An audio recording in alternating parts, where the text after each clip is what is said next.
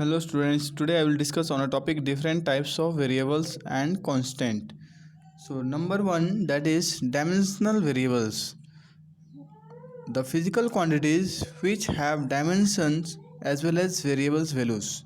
The physical quantities which have dimensions and their values are variables are called dimensional variables. आइए इसे समझने के लिए हमें इसके एग्जांपल्स पर डिस्कशन करना ज़रूरी है.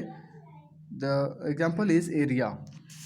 तो देखिए area is a dimensional variable. कैसे? तो आप देख पा रहे हैं एरिया का ऐसा यूनिट क्या होता है. So this is metre square. Second है वॉल्यूम, इसका ऐसा यूनिट क्या होता है मीटर क्यूब. नेक्स्ट है वेलोसिटी, इसका ऐसा यूनिट क्या होता है metre per second. Then for force this is newton. चलिए अब हम क्या इन सभी का डायमेंशनल फार्मूला लिख सकते हैं. यस. तो यह मीटर के किसका यूनिट होता है लेंथ का. सो दिस इज एल स्क्वायर. इसे हम लोग लिख पाएंगे एल क्यूब. और मीटर पर सेकेंड को हम लिख पाएंगे एल टी माइनस वन. और न्यूटन को फोर्स को तो इसे ऑलरेडी आपको लास्ट वीडियोज़ में बताया है, आप प्रैक्टिस करके लिख सकते हैं M L T minus two. तो हमने देखा कि ये जो हमारा एग्जांपल्स है इनका हम डायमेंशनल फार्मूला लिख सकते हैं और जो इनका वैल्यू है ये वेरी करता है. किसी एरिया का वैल्यू वेरी करता है. यह 10 metre square, 100 metre square, 0.1 metre square और भी अलग अलग यूनिट के हिसाब से 1 हेक्टेयर, 10 हेक्टेयर ये हो सकता है. तो हम कह सकते हैं कि इसका डायमेंशन भी होता है और वैल्यूज़ भी वेरी करते हैं. ये जो वॉल्यूम है वॉल्यूम का भी डायमेंशन होता है और उनके जो मैग्नीट्यूड है वो वेरी करेंगे. अगर साइज चेंज कर रहा है कंटेनर का तो वॉल्यूम चेंज करेगा. वेलोसिटी को भी इस तरह से हम इसके डायमेंशनल फार्मूले को लिख सकते हैं और इसका भी वैल्यू चेंज करता है. 10 metre per second, 50 metre per second, 80 metre per second. Anything which is varying. Force is also varying. 10 Newton, 5 Newton, 100 Newton, 0 Newton. So it having variable values. Next is dimensionless variables. What is dimensionless variables? So the physical quantities which do not have dimension but have variable values. The physical quantities which do not have dimension but they have variable values are called dimensionless variables. Examples लेकर आप work करिए. Angle, relative density and strain. Angle क्या होता है? So first of all angle से आप समझ सकते हैं आसानी से. एंगल का क्या है formula. This is equal to arc by radius. हमने आपको सप्लीमेंट्री एंगल पर इस पर डिस्कशन किया था. This is supplement arc by radius. अब आर्क क्या होता है? Arc is a length. आप इसे याद करिए. This is a length, radius is a length and this is angle theta. So जो लेंथ है उसका क्या होता है यूनिट मीटर. रेडियस का यूनिट क्या होता है metre. Metre metre cancel, so no unit. Angle का यूनिट नहीं होता है और यूनिट नहीं होता है तो डायमेंशन भी नहीं होता है. लेकिन आपको मालूम है यह एंगल 0 डिग्री से 360 डिग्री एक पॉइंट पर वेरी करेगा और अलग अलग एंगल हो सकता है. इसलिए इसे कहा गया है डायमेंशनलेस वेरिएबल. सेकेंड है रिलेटिव डेंसिटी. आपने पढ़ा है क्लास 9th में सीबीएसई में. रिलेटिव डेंसिटी क्या होता है? It is the ratio of density of a substance.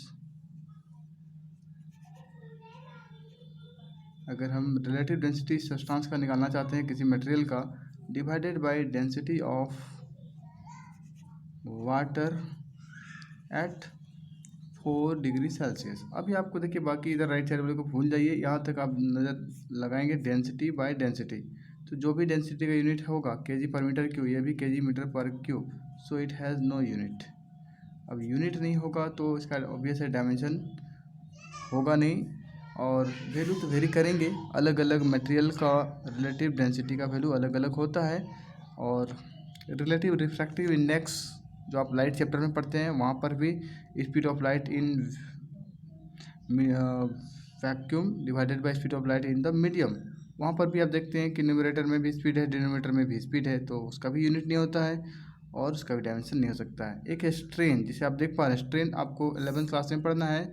Strain में क्या होता है?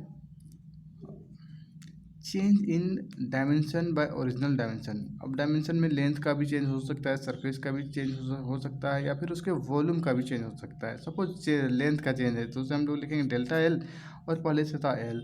तो जो भी चेंज होगा उसका यूनिट भी मीटर होगा और पहले वाले का भी मीटर होगा। So it has no unit, और यूनिट नहीं होंगे तो डायमेंशन भी नहीं होगा, लेकिन वैल्यू तो कुछ ना कुछ होगा ही। सो और वेरी भी करेगा, इन दोनों पर डिपेंड करेगा कि रिलेटिव डेंसिटी, एंगल और स्ट्रेन का वैल्यू कैसे वेरी करता है। So these are the examples of dimensionless variables. Next is dimensional constant.